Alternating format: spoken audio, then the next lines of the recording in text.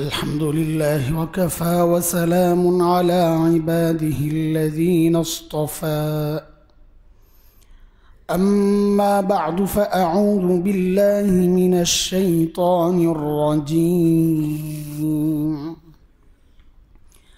بسم الله الرحمن الرحيم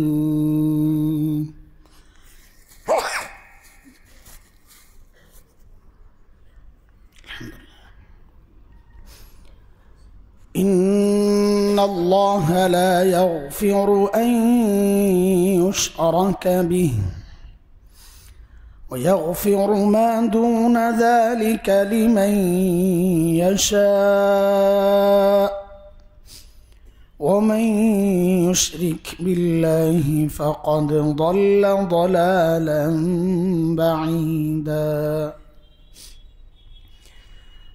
آمنت بالله صدق الله العلي العظيم محترم حاضرين আমাদের ধারাবাহিক আলোচনার আজকেও একটু সরে আসছি আলোচনা থেকে সঙ্গত কারণে সময়ের দাবিতে। মানুষ হিসাবে আমাদের যে দায়িত্ব কর্তব্য, বিভিন্ন পরিচয়ে আমি বাবা, আমি স্বামী, আমি ভাই, আমি আল্লাহর বান্দা, আমি নবীর উম্মত, আমাদের যে বিভিন্ন পরিচয়, এই হিসাবে আমাদের যে দায়িত্বগুলো সেগুলো নিয়ে আলোচনা করছিলাম। আজকে আমরা আবারও আমাদের প্রথম আলোচনায় চলে যাব ইনশাআল্লাহ। যে আয়াতটা তিলাওয়াত করতাম, বারবার করেছি, সূরা নিসার 36 নম্বর আয়াত। যে আয়াতের প্রথম শব্দই হচ্ছে ওয়া'বুদুল্লাহ ওয়া লা তুশরিকু বিহি শাইআ। প্রথম নির্দেশ আল্লাহর, যে ইবাদত করো কেবল আল্লাহর, আল্লাহর সাথে কাউকে শরীক করো না। এটা ছিল আল্লাহ তাআলার প্রথম হুকুম। একজন ইমানদার হিসাবে আমি ইবাদত কম আর বেশি করি বা না করি, কিন্তু বিশ্বাসটা আমার এটাই হওয়া যে ইবাদত হবে শুধু আল্লাহর। নামাজ, আমি যদি বিশ্বাস করি যে হ্যাঁ নামাজ আল্লাহর বিধান, আমার অলসতার কারণে আমি ছেড়ে দিচ্ছি, আমি গুনাহ করতেছি, তাহলে আশা করা যাবে একটা জায়গা রয়ে গেল যে আল্লাহ চাইলে আমাকে ক্ষমা করতে পারে। যেমন যে আয়াতটা পড়ছি আজকে শুরুতে, আল্লাহ বলছেন যে আল্লাহ তাআলা শিরিক ছাড়া যত গুনাহ আছে আল্লাহ চাইলে মাফ করতে পারেন, করবেন বলছেন না। হ্যাঁ করবেন কখন? তওবা করলে। তওবা ছাড়া আল্লাহ চাইলে করতে পারেন। শুধুমাত্র শিরিক, এটা আল্লাহ চাইবেন না, আল্লাহ মাফ করবেন না আল্লাহর কথা। কেউ তওবা করে ফেরত আসলে সেটা ভিন্ন, তওবার উপরে আর কোনো বিষয় নাই, কিছুই থাকে না, সব পরিষ্কার হয়ে যায় যদি দিল থেকে কেউ তওবা করে। তওবা মানে ইস্তিগফার না, তওবা মানে ইস্তিগফার না। আস্তাগফিরুল্লাহ, আস্তাগফিরুল্লাহর নাম তওবা না, ওটা ইস্তিগফার, ওটা আলাদা ইবাদত, আলাদা আমল। তওবা মানে হচ্ছে অতীতের গুনার জন্য লজ্জিত হওয়া এবং গুনাহটার না করা, ভবিষ্যতে ওই গুনাহ না করার দৃঢ় অঙ্গীকার করা, এটা হচ্ছে তওবা। তো আল্লাহ তাআলা মানুষের সব গুনাহ চাইলেই মাফ করতে পারেন। শুধুমাত্র শিরিকের ব্যাপারে আল্লাহ নিজেই বলেন ইন্নাল্লাহা লা ইয়াগফিরু আন ইউশরাকা বিহি। আল্লাহর সাথে শিরিক করলে আল্লাহ কাউকে ছাড়বেন না, মাফ করবেন না। এই জন্যে ইবাদত আমি অলসতার কারণে যদি নাও করি, না করার সুযোগ নাই, কিন্তু আমি বেঈমান হব না। কিন্তু কেউ যদি মনে করে নামাজ লাগবে না, তাইলে সে বেঈমান, কারণ সে অস্বীকার করতেছে। শরীয়তের যে সমস্ত বিধান অকাট্য দলিল দ্বারা প্রমাণিত এবং যেই বিধানের যে দলিলটা, সেই দলিলটাও স্পষ্ট, ব্যাখ্যা বিশ্লেষণের সুযোগ নাই, ওই জাতীয় আমলকে কেউ অস্বীকার করলে, তাচ্ছিল্য করলে তার ঈমান চলে যায়। ইবাদত, নামাজ, রোজা, হজ, যাকাত এগুলো অকাট্য দলিল দ্বারা প্রমাণিত। এগুলোকে যারাই অস্বীকার করবে তাদের ঈমান চলে যাবে। যে মনে করবে আমার নামাজ লাগে না, আমার ইবাদত লাগে না, সে বেঈমান, কোনো সন্দেহ নাই। আমরা মুসলমান, আমাদের জন্য কিছু জীবন বিধান আছে আল্লাহ তাআলার পক্ষ থেকে আসা, নবীজি ব্যাখ্যা করেছেন সাল্লাল্লাহু আলাইহি সাল্লাম। এর বাহিরে যাওয়ার কোনো সুযোগ নাই আমাদের। বাহিরে যে যাবে সে ইসলাম থেকে বাহিরে চলে যাবে, তার পরিচয় সে মুসলমান না।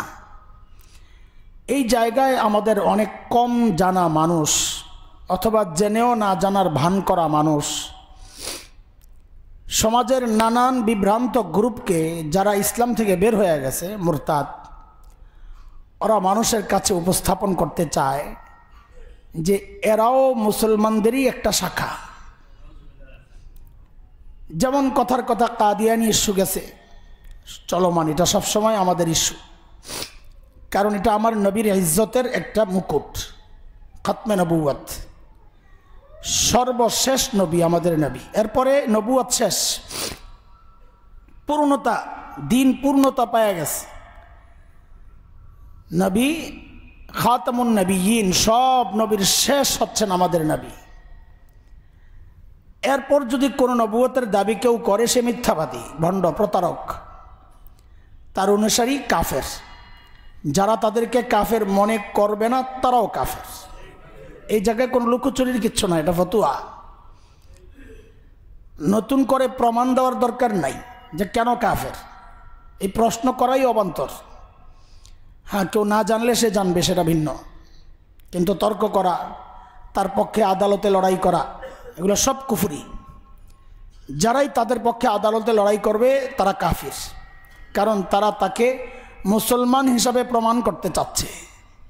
অথচ স্পষ্ট সমস্ত দুনিয়ার মানুষ, উলামা, গবেষক, বিশেষজ্ঞ সবাই এই ব্যাপারে একমত, কারো ভিন্ন মত নাই যে কাদিয়ানি কাফের না।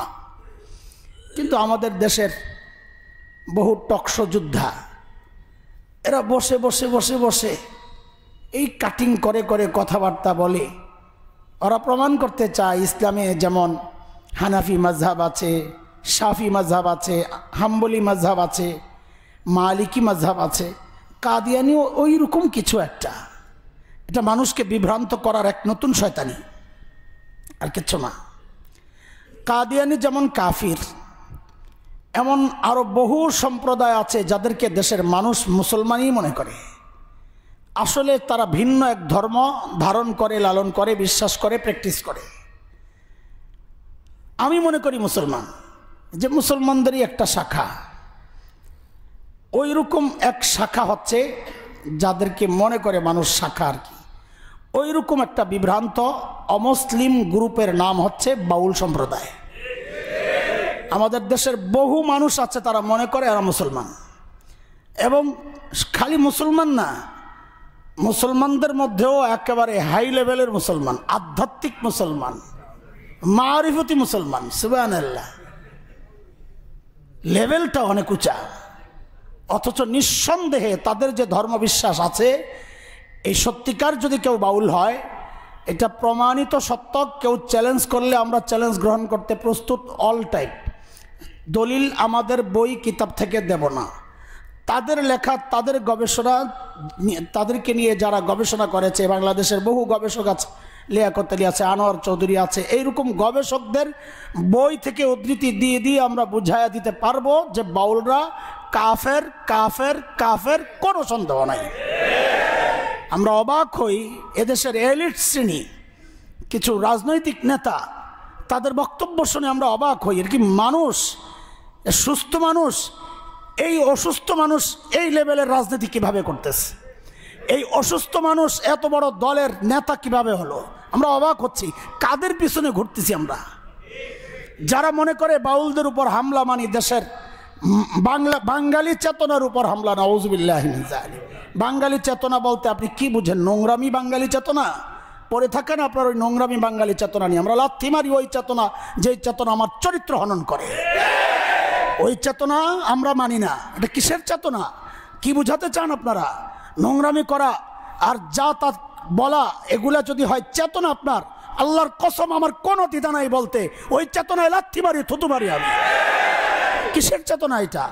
যে চেতনা আমার ইমান খায় ফেলে, যে চেতনা আমার চরিত্র খায় ফেলে, যে চেতনা আমার সংসার শেষ করে ফেলে, যে চেতনা আমার আল্লাহকে নিয়ে কটূক্তি করতে বলে, সেই চেতনা কিসের চেতনা এটা? এটা নষ্টামি, ভ্রষ্টতা ছাড়া আর কিচ্ছু না। এদের পক্ষে যারা খোদার কসম যদি বুঝে শুনে তাদের পক্ষ নেয়, তো ওই বাউলরা যেমন কাফির, যারা তাদের পক্ষ নেবে তারাও কাফির। এটা কোনো হালকা কথা নয়। একজনকে কাফের ফতুয়া দাও, আপনি মনে করেন না আমি একটা আবেগে দিয়ে দিলাম। এটার ফতুয়ার কি ওজন এটা আমার জানা আছে, জেনে বুঝেই বলছি। কারা আর আমাদের জানা দরকার, কিন্তু আমি ব্যাখ্যায় যাব না। তাদের কবিতার ব্যাখ্যায় গেলে আপনি লজ্জায় আমি আপনার সামনে বলতে পারবো না। বাবা ছেলে একসাথে বসে থাকতে পারবেন না, এটাই এক বাস্তবতা। আল্লাহ লা হাওলা ওয়ালা কুওয়াতা ইল্লা বিল্লাহিল আলিয়্যিল আযীম। বাউল কি? বাউল কি? হ্যাঁ, তিনটা অনেক বিশ্লেষণ পাওয়া যায়, ব্যাখ্যা পাওয়া যায়। তিনটা পাওয়া যায় বড় বইগুলোতে। বাংলাদেশের বাউল গবেষণা একাডেমির এক বড় প্রতিষ্ঠাতাদের মধ্যেই একজন আনোয়ারুল করিম চৌধুরী। তার বই আছে বাংলাদেশের বাউল সমাজ, সাহিত্য, কবিতা ও সাহিত্য।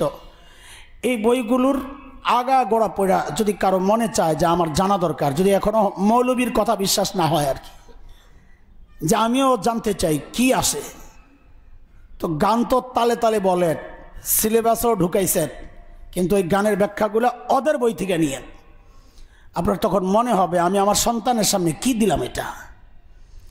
এরা বড় ধোঁকাবাজ। এরা যে ধোঁকা দেয় এটাও বইয়ের মধ্যে আছে। এটাকে আমরা আরবিতে বলি ইস্তিআরা, তাওরিয়া। বলে একটা, উদ্দেশ্য আরেকটা। এদের কিছু পরিভাষা আছে, আপনি শুনলে মনে করবেন সে প্রকৃতি নিয়ে কথা বলতেছে। বাঁকা নদী, আমাবস্যা, সাধন, এইসব শব্দ আছে, এগুলো আপনি শুনলে মনে করবেন যে এগুলো আমাদের এই প্রকৃতি নিয়ে কথাবার্তা হচ্ছে। কিন্তু ব্যাখ্যা শুনলে আর ব্যাখ্যা দেখলে আপনি চমকে উঠবেন, লজ্জায় আপনার মাথা নিচু হয়ে যাবে যে এই বই আমার বাচ্চা পড়ে, এই কবিতা আমার বাচ্চা পড়ে। লা হাওলা ওয়ালা কুওয়াতা ইল্লা বিল্লাহ। আমরা কোনো বিষয় নিয়ে যখন খুব বেশি আমরা কি বলবো উত্তেজিত হই, অথবা আন্দোলন সংগ্রামে মানুষ আসে খুব বেশি, মনে করেন না কোনো হালকা বিষয় নিয়ে আপনার সামনে আসছি, বিষয়টা আপনার কাছে ধোঁকা দিয়ে আপনাকে বিষয়টাকে হালকা করা হয়েছে। আসলে বিষয়টা হালকা না। উলামারা গভীর থেকে বিষয় ওঠায়া তারপরে কথা বলেন। এটা একজন দুইজনের বক্তব্য না, সমস্ত আলিম সমাজের কথা, ইমান প্রেমী সমস্ত মানুষের কথা, দিন যারা বুঝে ওদেরকে যারা চিনে সবাই একই কথা বলবে যে এগুলো কোনো সুস্থ মানুষের কাজ না, সমাজের মধ্যে একটা নোংরামি ছাড়া কিচ্ছু না এটা। তো আগে বাউল এই শব্দের বিশ্লেষণ একটু শোনেন। কারো কারো মত হচ্ছে এটা বাতুল থেকে আসছে, মানে পাগল, রাস্তায় রাস্তায় ঘুরবে, এই ওটা আস্তে আস্তে বিকৃত হতে হতে বাউল হয়েছে, এটা একটা মত। আবার কেউ বলেন 17 শতকের এক পাগল, তার নাম ছিল আউল চাঁদ। এই আউল চাঁদ এটার প্রতিষ্ঠাতা। ওখান থেকে আস্তে আস্তে আউলটা বাউল হয়েছে, হইতে পারে এরকম শব্দ চেঞ্জ হয়। কিন্তু সবচেয়ে শক্তিশালী মত যেটা আসছে ওই আনোয়ারুল করিম চৌধুরীর বই, বাংলাদেশের বাউল সমাজ যে বই, সেখানে আসছে। ও আর একটা বইয়ের সন্ধান দিয়ে আপনাদেরকে, বাউল তত্ত্ব লিখেছে কে? আমাদের এলাকার পরিচিত নাস্তিক আহমদ শরীফ। দেখেন তাদের পক্ষে কারা বই লেখে, তাদের পরিচয় নিয়ে কাদের আগ্রহ, একটু খেয়াল করেন। যে আজীবন আল্লাহকে অস্বীকার করলো, সে এখন বাউল গবেষণায় মত্ত। কাহিনী কি, বিষয়টা কি? কারণ তারা যা বলতে চায় বাউলদের আচরণ দিয়ে, বাউলদের কথাবার্তা দিয়ে ওই অনেক বিষয়গুলো প্রকাশ পায়। বাউলরা কোনো ধর্ম মানে না, আপনি মনে করেন না বাউলরা মুসলমান, তারা কোনো ধর্ম মানে না। নামাজ, রোজা, হজ, যাকাত সব কিছুকে অস্বীকার করে। তাদের সব হচ্ছে দেহকেন্দ্রিক। যে আল্লাহ আমার দেহের ভিতরে আসবে কখন? মেলামেশা করলে। নাউজুবিল্লাহ মিন যালিক। কী সব নোংরা কথাবার্তা আমি বলতে পারবো না আপনাদের সামনে, এটা অনেকে বিব্রত হয় বা হবেন, এটাই স্বাভাবিক। তো সবচেয়ে যে ব্যাখ্যাটা আসছে গুরুত্বপূর্ণ, সেটা হচ্ছে তিনি গবেষণায় দেখিয়েছেন যে বাল এটা ইসলাম পূর্ব সময় থেকে, বিশেষ করে পারস্য এবং ফিলিস্তিন, সিরিয়া এই অঞ্চলের মানুষ এক দেবতার পূজা করত যার নাম ছিল বাল। এটা কোরআনে আসছে, এই শব্দ কোরআনে আসছে। আল্লাহ বলেছেন আতাদউনা বা'লান ওয়া তাযারুনা আহসানাল খালিকিন, তোমরা বালের পূজা করো, বালের ইবাদত করো, আর সবচেয়ে শ্রেষ্ঠ স্রষ্টা আল্লাহকে ছেড়ে দিলা। এটা আল্লাহ তাআলা বলতেছেন। তো বাউলের পূজা করত এক সম্প্রদায় ইসলামের আগে থেকে। সে বাউল, বাল আর কি, বাল আরবি বাল শব্দ, বাউল, যার পূজা করত তার কি কাজ ছিল? এক এক দেবতার তো এক এক কাজ। ওই বালকে তারা মনে করত প্রজনন দেবতা। খেয়াল করেন কোত্থেকে আসছে, গোড়া কোথায়? বালকে মনে করত তারা প্রজনন দেবতা, এই দেবতার পূজা করতে পারলেই সন্তান হবে। কি হইল ভাই, কি হইল আপনাদের? প্রত্যেক জুমা এটা আগে খেয়াল করেন না কেন আপনারা?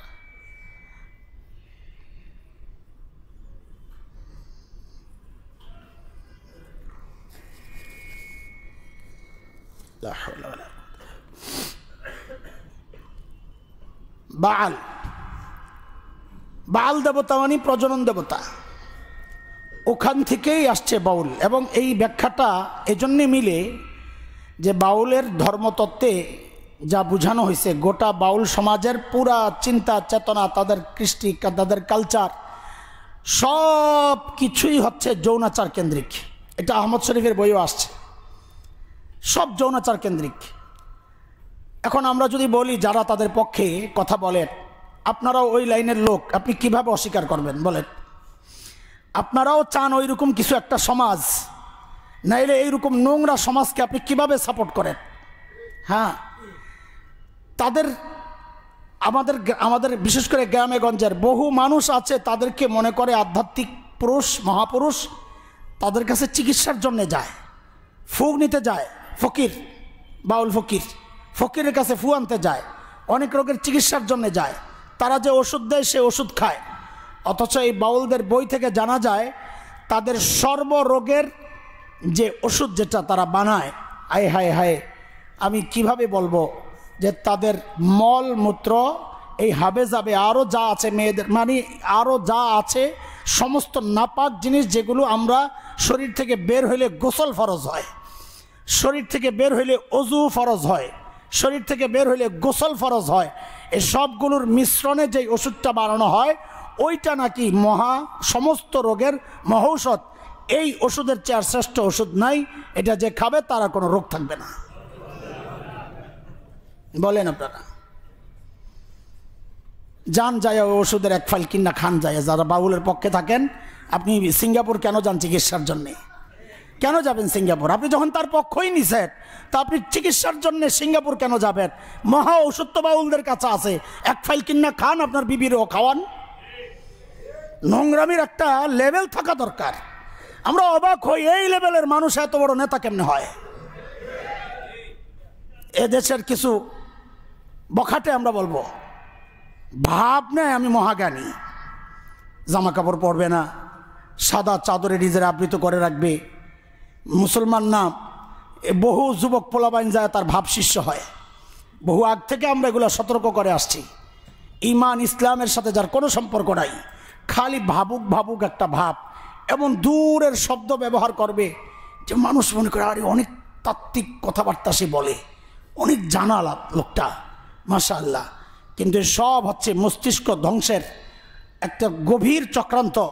আর এই কিছু খাস লোক, হ্যাঁ আমি নাম বলতে দ্বিধা নাই, ওই ফরহাদ মাজার আছে একটা, এর মাধ্যমে কত যুবক যে নষ্ট হয়েছে, ইসলামের মৌলিক ভিত্তি থেকে দূরে সরে আসছে। আমি যদি নাম বলি তো যেতে যেতে যেতে যেতে আপনাদের প্রিয় উপদেষ্টা পর্যন্ত চলে যাবে।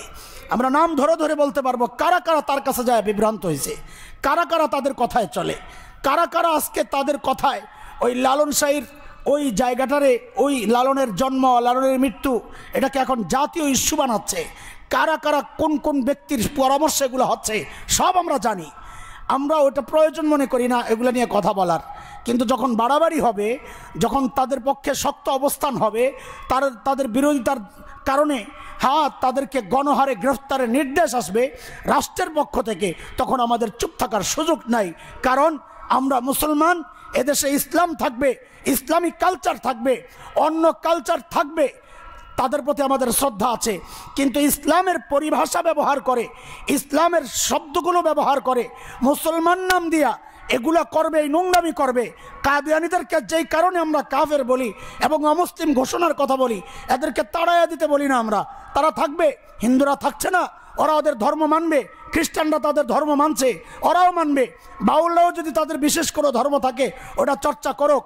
কিন্তু নিজেকে মুসলমান বইলা আল্লাহ আল্লাহ রসুলের নাম নিয়া, কোরআন সুন্নাহর নাম নিয়া, শরীয়তের পরিভাষাগুলো ব্যবহার করে করে মানুষকে বিভ্রান্ত করবে, এই রকম মাথা মস্তিষ্ক ছাড়া মানুষগুলোকে বিভ্রান্ত করবে, তাদের মাধ্যমে বক্তব্য দেওয়া গোটা দেশের মানুষের সাপোর্ট নিতে চাইবে। একজন ইমানদার হিসাবে, একজন সচেতন আলেম হিসাবে আমরা তো চুপ থাকতে পারি না, আমরা এর বিরোধিতা না করে থাকতে পারি না। এর প্রতিরোধ করা ছাড়া মুসলমান চুপ থাকতে পারে না। এটা শুধু আলেমের দায়িত্ব না, প্রত্যেকটা ইমানদারের দায়িত্ব এদেরকে রুখে দেওয়া, এদের বিরুদ্ধে দাঁড়ানো সবার দায়িত্ব। এটা শুধু আলেমের দায়িত্ব না। কি মনে করেন আপনারা খামাখাই আমরা এই চেঁচামেচি করতেছি না? আপনারা এটাকে ধর্মীয় রূপ দিচ্ছেন কেন? ইসলামের লেভেল লাগাচ্ছেন কেন? আগে নাম ছিল লালন আখড়া। কি নাম ছিল? আখড়ায় যা হয় মদ গাঁজা। আরে এইবারের লালন শাহীর যে প্রোগ্রাম হইলো তার আগে দিয়ে তাদের পক্ষের প্রতিনিধি নিয়ে যখন ডিসি সাহেবরা বসছেন, দেখেন নাই আপনারা, তারা গাঁজা বিক্রির অনুমোদন চাইছে। এর পক্ষে মানুষ কিভাবে থাকে আমরা তো বুঝি না। প্রকাশ্যে অনুমোদন চাচ্ছে, ডিসি সাহেব হাসতে হাসতে শেষ। অনুমোদন চাচ্ছে যে গাঁজা বিক্রির অনুমোদন দেওয়া হোক আমাদেরকে। অনুমোদন ছাড়াই তো কোটি কোটি টাকার গাঁজা বিক্রি হচ্ছে। আমরা টেলিভিশনের রিপোর্ট আসছে অনেক অনেক টেলিভিশনের, যে গাঁজা বিক্রি হয়, ওখানে গাঁজা বিক্রি হচ্ছে। তো গাঁজা বিক্রি হচ্ছে, নোংরামি যা আছে করতেছে। কারণ লালনদের কাছে বিয়ে শাদী এগুলো কোনো বিষয় না। লালনদের বিশ্বাস, এটা ধর্মীয় বিশ্বাস, প্রত্যেক সাধুর জন্যে একজন তার সঙ্গিনী দরকার, না হলে তার সাধন হবে না। কারণ তার ইবাদতই, নাউজুবিল্লাহ, তার ইবাদতই যেটা, ওটার জন্য তার একজন সঙ্গিনী দরকার। সে বিবাহিতা হইতে পারে, কার অন্যের বিবিও হইতে পারে, এটা কোনো সমস্যা না। আবার যার বিবি আনতেছে সেও আরেকজনের বিবি নিয়ে সংসার সময় কাটাচ্ছে, এটা তাদের ধর্মে ইবাদত। নাউজুবিল্লাহি মিন যালিক। তারা মনে করে এই মেলামেশার কারণেই তখনই আল্লাহ হাজির হয়। নাউজুবিল্লাহ, দেহের মধ্যে আল্লাহ হাজির হয়। আর এটা কখন আসে? যখন এই মেলামেশা হয়, অবৈধ মেলামেশা হয়। বিয়েতে তারা বিশ্বাসী না, অথচ ইসলামের মূল এটা। বৈরাগ্যতাকে ইসলাম সাপোর্ট করে না। লা রহবানিয়াতা ফিল ইসলাম, এটা স্পষ্ট কথা। ইসলামে বৈরাগ্যতা নাই। মানুষ সামাজিক জীব। আমরা যে আলোচনা চলতেছে, আমাদের সমাজবদ্ধ থাকতেই মানুষকে আল্লাহ পাঠাইছেন। এই জন্যই তো আদমকে বানায় আল্লাহ সাথে হাওয়া আলাইহিস সালামকেও পাঠাইছেন। কি জন্যে? যে মানুষ একা থাকার প্রাণী না, আল্লাহ বানাইছেনই এইভাবে যে মানুষ সমাজ নিয়ে থাকবে, পরিবার সংসার হবে মানুষের। সমস্ত নবী বিয়ে করেছেন, একজন নবী দেখাতে পারবেন না যে বিয়ে করে নাই। অথচ লালনকে বহু সাধু, সাধু মানে ওদের ভাষার যে সাধু, আর সাধন মানে ওই বিশেষ কাজ, এটা মাথায় রেখেন। কারণ সাধু মানে এই বিশেষ কাজে পারঙ্গম ব্যক্তি, এটা মাথায় রেখেন। এগুলো তাদের পরিভাষা। বহু সাধু মনে করে যে নবী আলাইহিস সালাত, আমাদের নবী মুহাম্মদ রাসূলুল্লাহ সাল্লাল্লাহু আলাইহি সাল্লাম যেমন আরবের নবী, লালনও বাংলার নবী। আপনি ওর কই পাইছেন এটা? শুনেন, এক বিখ্যাত উপন্যাস নিয়ে আজ সারা দুনিয়ায় হইচই হয়েছে। তার উপর সিনেমা তৈরি হয়েছে, সুনীল গঙ্গোপাধ্যায়ের লেখা মনের মানুষ। সিনেমা হয়েছে, গৌতম ঘোষ পরিচালক, বাংলাদেশের ইমপ্রেস কি টেলিফিল্ম চেরালায়ের, ফরিদুর রেজা সাগরের। তো এদের পরিবেশনায়, পরিচালনায়, প্রযোজনায় এই সিনেমা হয়েছে। এই সিনেমা এত আলোচিত সিনেমা যে ভারতের প্রধানমন্ত্রী প্রেসিডেন্টকে দেখানো হয়েছে, বাংলাদেশের প্রেসিডেন্টকে দেখানো হয়েছে, এবং শুধু তাই না, কাকরাইলের পাশে এক সিনেমা হল ভাড়া নিয়ে তৎকালীন স্পিকার যিনি ছিলেন, পরবর্তীতে প্রেসিডেন্ট, তিনি সহ বাংলাদেশের এলিট শ্রেণীর মানুষকে নিয়ে ওই টেলিফিল্ম দেখানো হয়েছে। এত গুরুত্ব কেন? কেন এত গুরুত্ব? ওই পরবর্তীতে তাদের একটা হয়, প্রোগ্রাম হয় তৃতীয় মাত্রা, ফরিদুর রেজা সাগরের সঞ্চালনায়। ওইরকম একটা প্রোগ্রামে গৌতম ঘোষ যখন আসে, তাকে জিজ্ঞেস করা হয়েছে এই উপন্যাস নিয়ে এবং এই সিনেমা নিয়ে। তখন সে বলেছিল যে এটা শুধু সিনেমা না, এটা শুধু উপন্যাস না, এটা একটা ধর্মীয় গ্রন্থ। মনের মানুষ লেখছে সুনীল গঙ্গোপাধ্যায়, এটা নাকি ধর্মীয় গ্রন্থ। তো এটা কোন ধর্ম হইতে পারে সেটা তো স্পষ্ট। মেনে নিলাম ধর্মীয় গ্রন্থ তাদের দাবি অনুযায়ী, কিন্তু লেখছে যেহেতু হিন্দু লোক, তো কোন ধর্মের গ্রন্থ হইতে পারে এটা? এটা কি ইসলাম ধর্মের গ্রন্থ হবে? এটা স্বতন্ত্র একটা ধর্মীয় গ্রন্থ। ওই সময়ে বহু সাধুদের সাক্ষাৎকার ছিল এমনটাই, যে ধর্মীয় গ্রন্থ কেন বলে? এই জন্যে বলে যে তারা অনেকেই মনে করে লালন হচ্ছে বাংলার নবী। নাউজুবিল্লাহ মিন যালিক। এই আখড়াটাই দেখেন, আমাদের আপত্তির জায়গাটা কোথায় দেখেন। যতদিন আখড়া ছিল নাম, ততদিন পর্যন্ত মানুষকে আমরা বুঝাতাম যে আখড়া, মানুষ ওইভাবেই নিত। শুনলে আখড়া, নোংরা কিছু মানুষের আড্ডা। আখড়া মানে নোংরা কিছু মানুষের আড্ডা, সেখানে মদ গাঁজা হবে, সেখানে নেশা হবে, নোংরামি হবে, এগুলাই। কিন্তু দেখেন চক্রান্তের মানে লাইনটা কি দেখেন, আস্তে করে আখড়া সরাইয়া নতুন নাম দেওয়া হইল লালনের মাজার। কি নাম? আপনি বুঝতে পারতেছেন? লাইন বুঝতেছেন? আমাদের আপত্তির জায়গাটা বুঝছেন? নাম দেওয়া হলো লালনের বাজার। এখন কি হয়েছে? এখন সাধারণ মুসলমান, অশিক্ষিত মুসলমান, অবুঝ মুসলমান মনে করে শাহজালালের এক মাজার আছে, এটাও একটা মাজার। তো ওখানেও যায় মানুষ, এখানেও যায়, ওখানেও মান্যত করে, এখানেও মান্যত করে। এখন লালনের আখড়ার নামে মান্যত হচ্ছে। এই কুষ্টিয়া, মেহেরপুর, চুয়াডাঙ্গা এই সমস্ত অঞ্চলে এগুলো ভরা মানুষ। আর দূরে শাহজালালের মাজার তো অনেক দূর, ওখানে কেমনে যাবে? ওখানে যাওয়া। আর যেহেতু এবাদত বলতে কিচ্ছু নাই, হজ বলতে কিচ্ছু নাই, এই জন্য ওরা বুঝায় যে মক্কা মদিনা না, মক্কা মদিনা, মসজিদ, মাদ্রাসা এগুলা কিছুই না। দিন তো মানুষের দেহ, এটাই হচ্ছে দিন, এটাই হচ্ছে শরীয়ত, এখানেই আল্লাহ, তোমার শরীরের ভেতরেই আল্লাহ। এই জন্য তারা ইঙ্গিতে দেখায় ওই যে আল্লাহ বৈশারিস। এই যে আবুল হোসেন সরকার, সে তার যে গানের কারণে, যে বক্তব্যের কারণে গ্রেফতার হইল এবং যে প্রতিবাদগুলো চলছে মানিকগঞ্জে, আপনারা জানেন, বক্তব্য হয়তো অনেকে শুনুনও নাই, শুধু তার পক্ষে নিয়ে বৈশা রয়েছেন যে হুজুররা কেন এত বিরোধিতা করে। হ্যাঁ, যে যার ধর্ম পালন করবে, এই নিয়ে আমাদের কোনো কথা নাই। এই কথাটাই যদি আপনারা বলেন যে যে যার ধর্ম পালন করবে, আমাদের কোনো কথা নাই। আপনারা বলেন যে হ্যাঁ বাউল এটা ভিন্ন ধর্ম, তো আমাদের পরিভাষা যেন ব্যবহার না করে। মসজিদ, মাদ্রাসা, ইবাদত, নামাজ, রোজা এগুলো যেন ব্যবহার না করে। এই শব্দগুলো ব্যবহার করে সাধারণ মুসলমানকে বিভ্রান্ত করবে। ওরা মনে করবে ওই যে হানাফি মাযহাব, শাফি মাযহাব, এটাও একটা মাযহাব, এই টাইপের কিছু।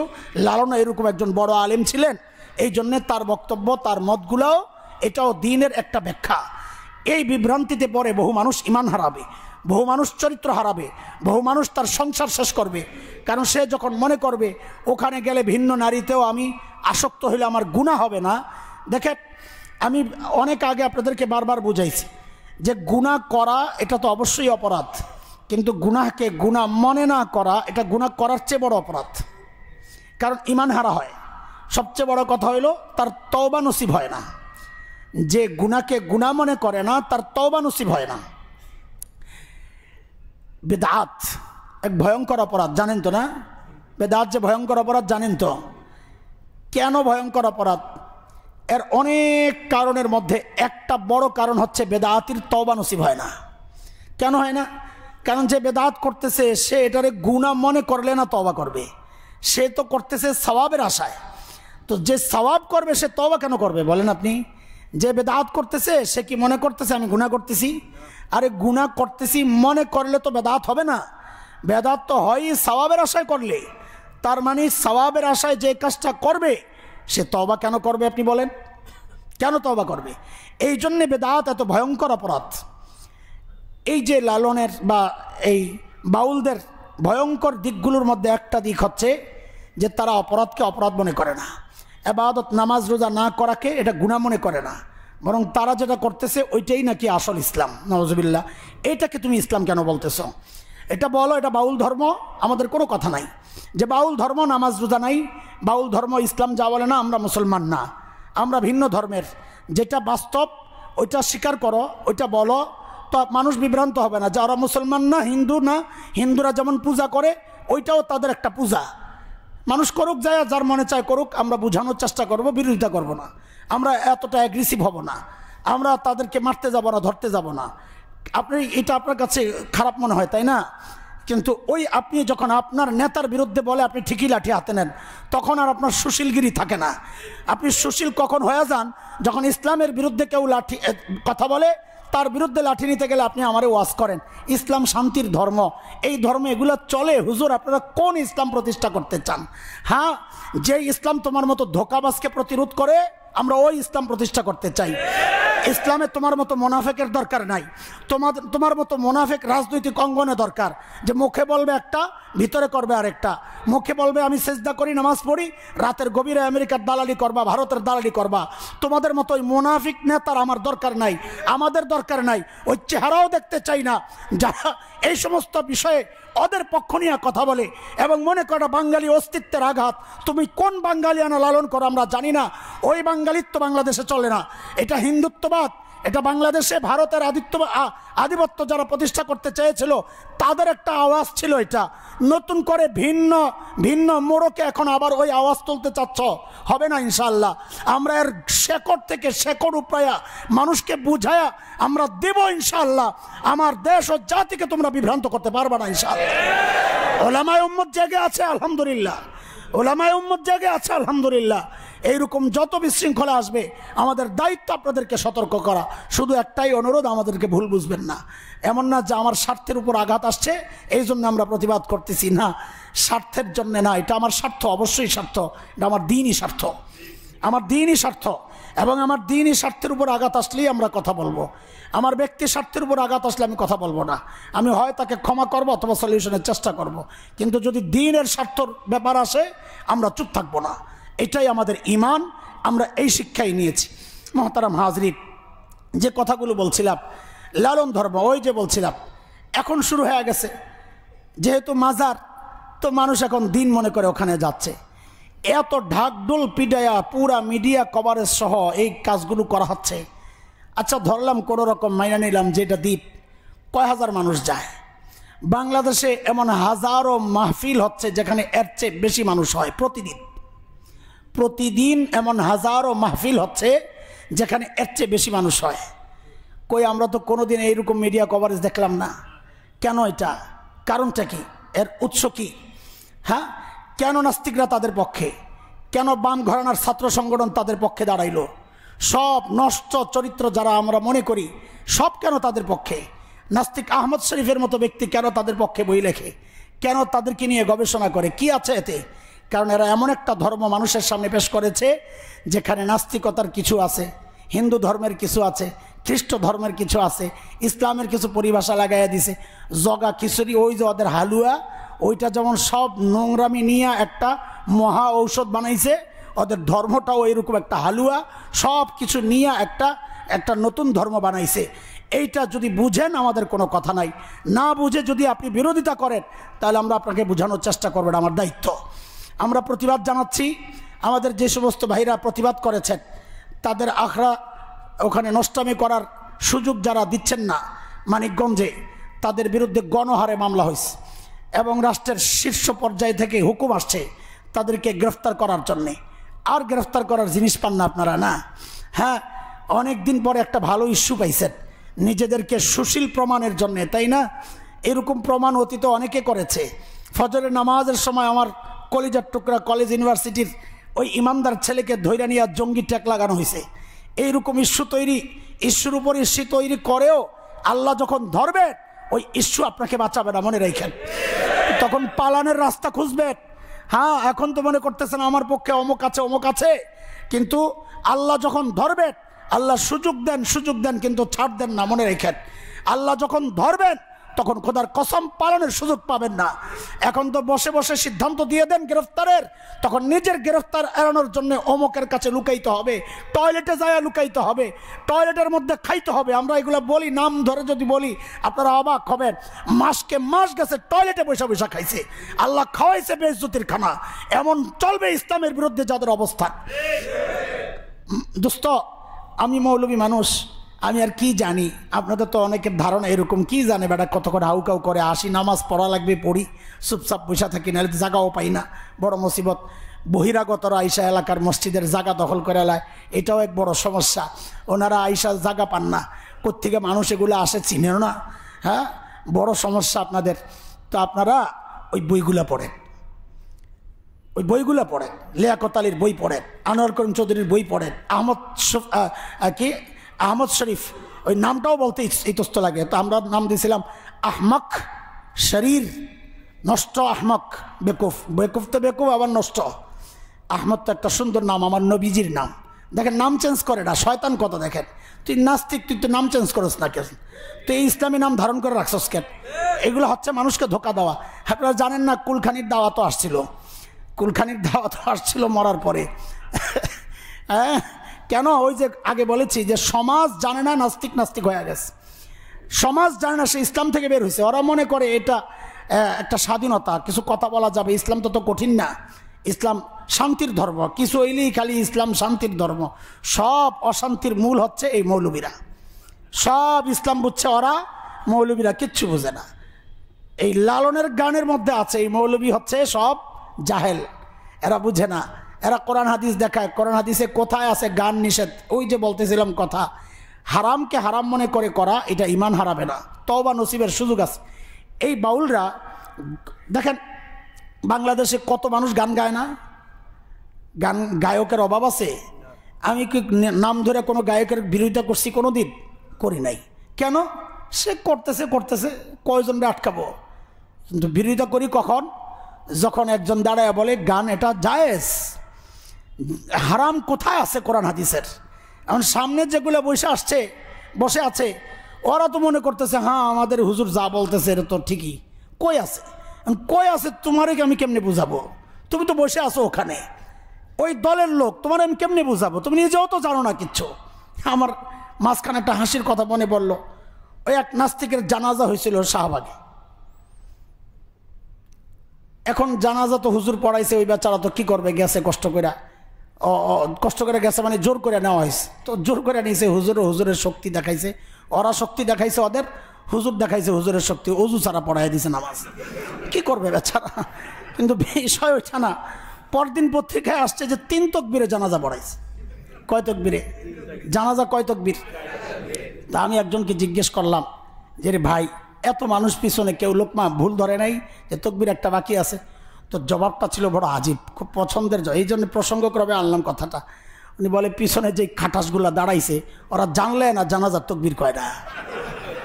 সমস্যা তো এখানে। ও যাদের সামনে এগুলো বলছে ওরা জানলে না ইসলাম কি, ইসলামের বিরোধিতা কি, শিরিক কাকে বলে, ইসলামের আদর্শ কি, ইসলাম কি চায়, ও জানে না।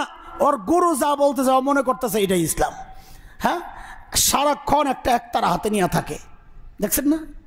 ওই যত বাউল আছে একটা একতারা থাকবে, মানে ওর কাজই হইল গান গাইবে, ঘুরবে, আর সুযোগ পাইলে আকাম কুকাম করবে। যৌনাচার, আর এই যৌনাচার দিয়ে সাজানো, এগুলো দিয়ে আচার ইয়াগুলো কালচার দিয়ে সাজানো গানগুলো, এগুলো বলবে আর মানুষকে আকৃষ্ট করবে। ব্যাখ্যা দিবে না, মানুষ মনে করবে কি আধ্যাত্মিক গান গাচ্ছে। তার গানের মধ্যে পুরা বাংলাদেশের প্রকৃতি ফুইটা উঠছে। সেখানে নদী নালা আছে, সে বাঁক আছে, সেই নদীতে গোসল করার ব্যাপার আছে। সেই শৈশবে ফিরে যায় মানুষ। অথচ এই সবগুলো হচ্ছে নোংরামি ছাড়া কিচ্ছু না। ওই নদীর গোসল, ওই বাঁকের নদী, এই সব কিছু হচ্ছে নোংরামি। ভাই আল্লাহর ওয়াস্তে বলি, আর যাই করেন, বিরোধিতা করতে পারেন আর না পারেন, তাদের পক্ষ নিয়ে নিজেদের ইমানটা হারায়েন না। আজকে এটাই আমাদের আপনাদের কাছে আরজি আবেদন, যে নিজেদের ইমান হারায়েন না। যদি আমল কিছু কমও হয়, আল্লাহ চাইলে আপনাকে মাফ করে দিবেন, কিন্তু বেঈমান হয়ে কবরে গেলে সারা দুনিয়ার সব আমল নিয়েও জান্নাতে যাওয়া যাবে না। যদি তাই হইতো তো সবার আগে জান্নাতে যাইতো মাদার তেরেসা। মাদার তেরেসা সবার আগে জান্নাতে যাইতো। কারণ কি, তার খিদমতগুলো আমি নিজে দেখে আসছি, কৌতূহল ছিল কলকাতার তার যে খিদমত, সুবহানাল্লাহ, এত কাজ করছে জনসেবায়। তো বলে হারি, এই ছোট্ট একটা ভুল যদি এই সব খেদমতের মধ্যে খালি কালিমার জোড়াটা লাগাই দিত, আহা, তো তাকে আল্লাহ তাআলা জান্নাতে উঁচু মাকাম দিতেন। এত জনসেবা করছে। কিন্তু ওই যে সম্পর্ক ক্যাটাপ, যাই করো না কেন, বিদ্যুতের লাইন না দিলে তো ফ্যান চলবে না। তুমি 1000 ফ্যান লাগাও, 1000 এসি লাগাও, 1000 লাইট লাগাও, এখন বিদ্যুতের লাইন না দিলে তো এগুলো একটাও চলবে না। বলে এতগুলো মিললেও কি হবে না? না, এতগুলো মিললেও হবে না। কারণ কি নাই? সংযোগ নাই, সংযোগ নাই। তো ইমানের সংযোগ না থাকলে আমল যাই করেন আর কোনো মূল্য নাই আল্লাহর কাছে। এই জন্য বলি ভাই, আল্লাহর ওয়াস্তে যাই করেন ইমানটা হারায়েন না। ইমান বড় দামি জিনিস। ইমান হারাইলে আমার আর থাকলো কি বলেন? আমার যদি ইমানই না থাকে আর থাকলো কি বলেন? আল্লাহ তাআলা আমাদের ইমান, এ দেশ ও জাতির মানুষের ইমান আল্লাহ তাআলা হেফাজত করেন। ইসলামের নামে মানুষকে যারাই ধোঁকা দিচ্ছে, ওদের হেদায়েত না থাকলে আল্লাহ ওদেরকে ধ্বংস করে দেন। না বুঝে যারা ওদের পক্ষ নিচ্ছে, আল্লাহ ওদেরকে সহি বুঝ দান করেন। আমিন। ওয়া আখিরু দাওয়ানা আলহামদুলিল্লাহি রাব্বিল আলামিন।